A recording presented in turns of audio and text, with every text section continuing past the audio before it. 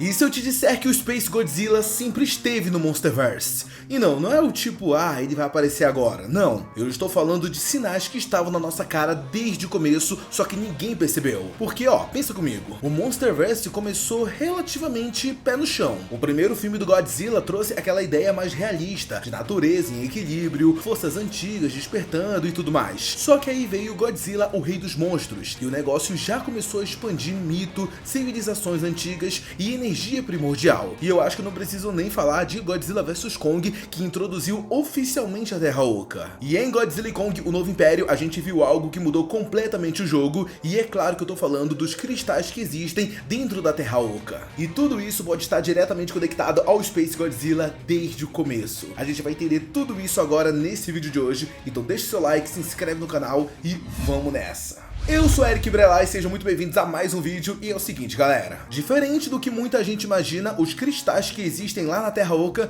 eles não são só pedrinhas brilhando bonitinho no cenário, não. Na verdade, eles são um minério que manipulam a gravidade, canalizam energia absurda, se conectam com a radiação da Terra Oca e conseguem afetar titãs de nível alfa. E com base nisso que eu falei, para um pouco e vamos lembrar um pouquinho do Space Godzilla original. Estamos falando de um Godzilla corrompido, cristalino, capaz de voar, capaz de levitar coisas, manipular energia e um ser obcecado por poder absurdo. Você tá conseguindo ver o padrão de tudo isso que eu tô falando? Tipo, eu nem tô falando que a Legendary ficou pensando tudo isso desde 2014, não tô nem dizendo isso, mas é nítido que o terreno, ele tá preparado. Tanto é que eu quero muito relembrar com vocês quem é o Space Godzilla. Afinal, ele não é só um Godzilla do espaço, ele é uma versão distorcida, um reflexo sombrio, uma entidade que deseja controle total. Ele usa cristais gigantescos nas costas, ele voa, ele cria campos de energia e ele distorce a gravidade. E agora pega tudo isso que eu falei e vamos olhar para os cristais da Terra Oca. No último filme, a gente viu aqueles cristais simplesmente anulando a gravidade local, titãs enormes sendo erguidos como se fossem balões, e isso não é pouca coisa, isso é um poder cósmico.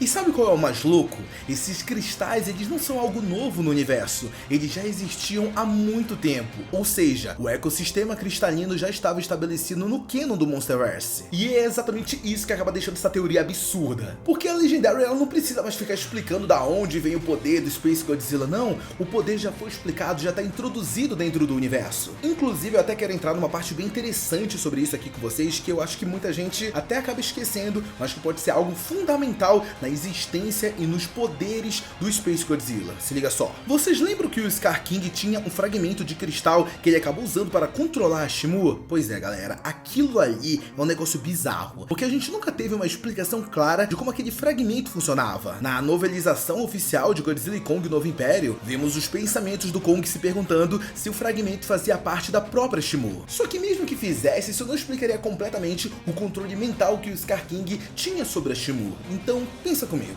E se aquele cristal fosse exposto a algum tipo de amplificação energética da Terra Oca? E se o Scar King levou aquele fragmento para um local onde ele absorveu ainda mais poder? E se esses cristais têm a capacidade de canalizar dor, controle e dominação? Porque o que o Scar King fazia com a Shimura era basicamente tortura energética. E agora, voltando para o Space Godzilla, ele é um ser de grande poder, ele é cruel, ele gosta de dominar, ele gosta de controlar. Quando a gente começa a juntar todas as peças, a gente começa a perceber que o conceito ele já está estabelecido dentro desse universo. Outra coisa que pouca gente fala é que a Terra Oca é basicamente um reator nuclear natural. O que existe lá é uma fonte absurda de energia primordial. E no universo real, quando uma estrela consome energia demais, ela explode uma supernova. Agora, olha pro título do filme, Godzilla e Kong Supernova. Será que isso é coincidência? Bom, talvez, mas vamos mais a fundo nisso. Se um titã fosse exposto a uma quantidade absurda de radiação cristalina concentrada, ele poderia sofrer mutações imprevisíveis. Você nem precisaria trazer algo do espaço. Você poderia criar um Space Godzilla dentro da própria Terra Oca. Um Godzilla corrompido por cristais. E isso já é plausível dentro do que vimos. Mas não para por aí não, tem mais. Os cristais da Terra Oca, como eu já disse, não são apenas decorativos. Eles se conectam com a energia pulsante. Eles parecem quase vivos e ainda respondem ao ambiente. E isso lembra muito o conceito de mundo que o Space Godzilla tentou criar no passado. Um ambiente completamente dominado por estruturas cristalinas gigantes. Só que agora imagina isso dentro do Monsterverse. Imagina um titã aprendendo a usar essa energia. Um titã se fundindo com esse ecossistema cristalino. Imagina ele descobrindo que pode manipular gravidades, controlar outros titãs, amplificar sua própria energia e canalizar a dor através de cristais. Isso é literalmente o kit completo do Space Godzilla. E se prepare porque agora eu vou entrar na parte mais maluca. Em Godzilla vs Kong, a energia da Terra Oca ela foi usada para ativar o Mecha Godzilla. Uma única amostra foi suficiente para deixar ele num nível absurdo de poder. Agora imagina a fonte inteira. Imagina alguém absorvendo isso diretamente. Você tá entendendo o nível da coisa? Se a Legendary quiser, eles conseguem introduzir o Space Godzilla sem mudar quase nada do que já foi estabelecido. A única coisa que eles precisam fazer é apenas conectar os pontos. E tem até o detalhe de uma outra coisa que, gente,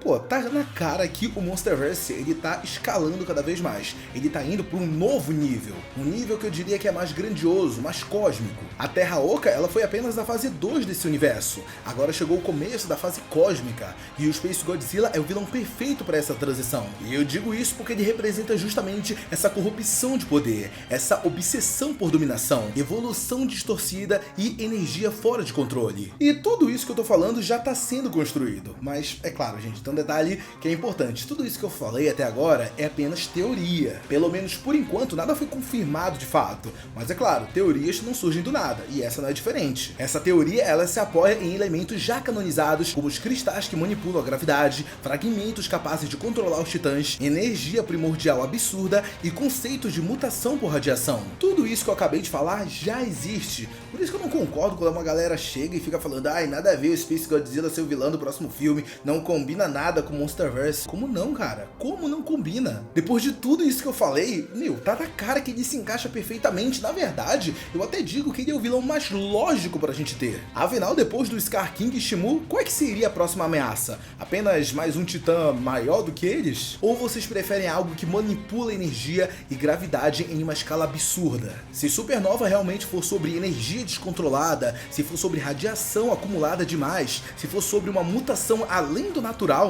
então a gente pode estar diante do nascimento de algo simplesmente insano, algo que não veio do espaço, mas que carrega o conceito do espaço. E aí o nome Space Godzilla pode ser simbólico, não porque ele veio de fora, mas porque ele transcendeu o planeta. Tanto é que agora eu quero muito saber a opinião de vocês. Vocês acham que tudo isso foi pensado desde o zero? A Legendary realmente tá, sei lá, desde 2014 querendo trazer o Space Godzilla? Ou vocês acham que tudo isso foi coincidência e o destino acabou colocando a gente nesse momento perfeito na qual o Space Godzilla será o vilão? Porque uma coisa é certa, os cristais eles já estavam ali desde o começo. Então será que esse plano já tem um tempinho? Quero saber a opinião de vocês sobre isso, então comenta aqui. Muito obrigado de verdade a você que acompanhou esse vídeo até aqui. Não sai dele antes de deixar seu like e se inscrever no canal. Um beijo, um abraço e até o próximo vídeo. Tchau!